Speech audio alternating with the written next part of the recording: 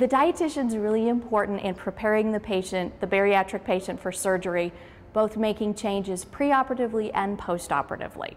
Each of the patients has a one-on-one consultation with the dietitian, and during that time, in the beginning, we go through their diet history, look at their lifestyle habits, and from that we gather changes they need to make. In order to prepare for surgery, the bariatric patient has many changes to make, and they don't come into this lightly. They've researched this for quite some time, so many of them are prepared, but the things we go over are they do need to eat differently, taking small bites, thinking about what you eat. Mindful eating is very important, enjoying each bite, but also paying attention to the feeling of comfortably full. There's also a sign that we look for and we teach them that's called soft stop. We also talk about lifestyle changes such as structuring mealtime. We want them to have 3 meals a day. They'll be drinking their beverages in between meals, not with meals. They also will be taking vitamin and mineral supplements, and for a period of time they'll need protein supplements. We also discuss exercise habits, because those come right along with losing weight and maintaining the weight. A typical diet for the bariatric patient is progressed in stages. In the beginning, and we do prepare the patient for this preoperatively at our one-on-one visit. We talk about everything. We talk about changes they make pre-op, but we also discuss what they're going to be eating post-op, which is really important to them. In the beginning, they're going to be having a liquid diet for about a week, and this is going to include sugar-free Jell-O, sugar-free popsicles, broth, water, ice chips, and they also add a protein supplement. And on post-op day 7, which is a big day for them, they get to add soft solids. And these soft solids would be like a scrambled egg, it might be tuna, it might be cottage cheese, yogurt, soft foods that have a very soft consistency. And again, we teach them the serving size is not, we do not give them a specific serving size. The serving size depends on what we call the feeling of comfortably full. So we teach them mindful eating such that they look for that. Then we slowly add cooked vegetables and fruit.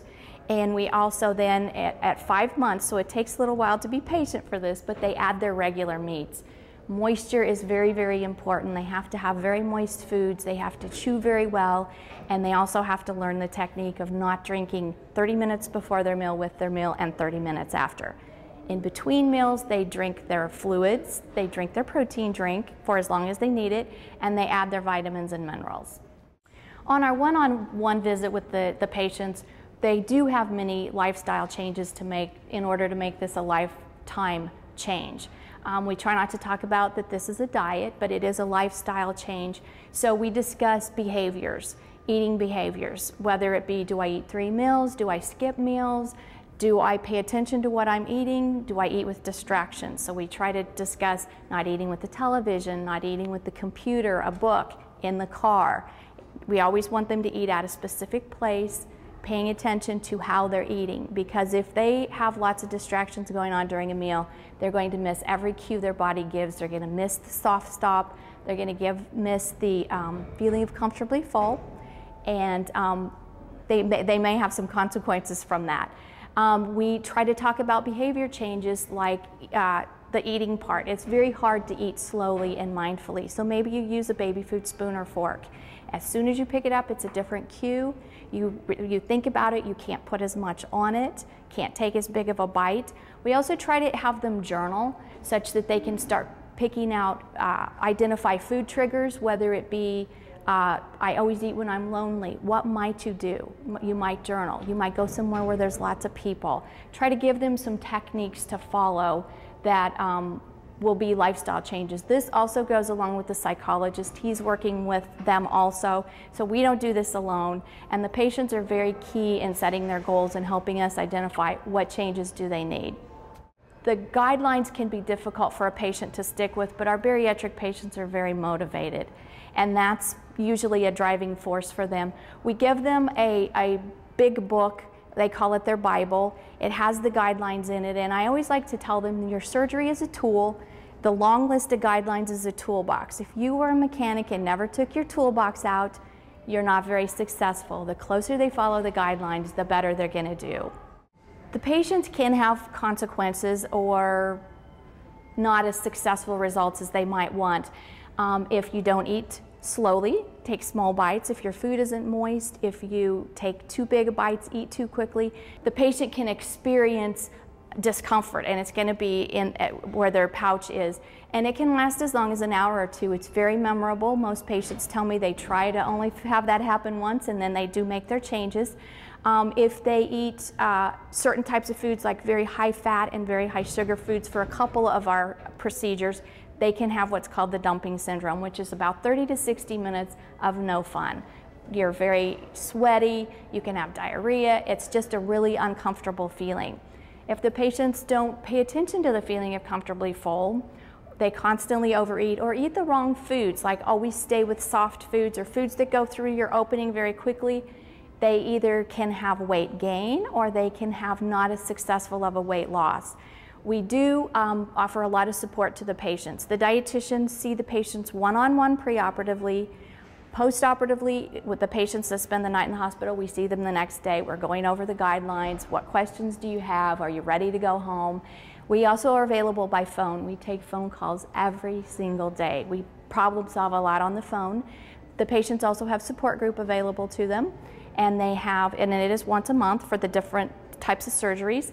They also have access to all of the team post-operatively, so we feel like the patients have a lot of resources they can use. Another thing that we're really proud of at Shawnee Mission is that we do offer 3 different types of bariatric surgery. We offer the sleeve gastrectomy, the gastric bypass, and the adjustable lap band. This provides the patient the chance to pick the surgery that is best suited to them. We do have a support group that meets once a month, and the patients can attend it not only post-operatively, but importantly pre-operatively to help them calm some of their fears, because it's important that they not only are exposed to the multidisciplinary team, but to patients who have been through it, because I cannot tell them how it feels, but someone who's walked the same path they have can. Things I'm really proud of for the Shawnee Mission program is that we are multidisciplinary. We offer not only, it isn't just the surgeon goes in and does the surgery, we offer the dietitian, the physical therapist, nutrition, nursing, and the psychologist. And then any other resources that are out there for them, we encourage them to use. We offer websites, we offer lots of resources as far as books. Shawnee Mission is also piloting a program right now called the Eye Care Passport, and currently it's only for the nutrition part of post-op and for physical therapy. But what it does is if the patients sign up for email, we can send them reminders, like at 1 week, it's time for your soft foods, it's time for you to start your vitamins, and it's just a little statement that they get that are sent at periodic times, reminds them about exercise, and hopefully in the future we'll add the other disciplines as we find that it's successful. We will also possibly, they'll be able to email back the different disciplines and be able to tell us. We also are proud of the fact that the dietitians in the different disciplines are so the patient has so much access to us after surgery for support. We also are a center of excellence, but we're very proud of that. We just were redesignated as a center of excellence, so we've been through the process a couple times. It shows our experience, it shows the fact that we're very dedicated, and we are very proud of the fact that we do feel like we give the patient we surround the patient with support, not just from one person, but an entire family. I'm Theresa Wehrly, clinical and bariatric dietitian here at Shawnee Mission Medical Center.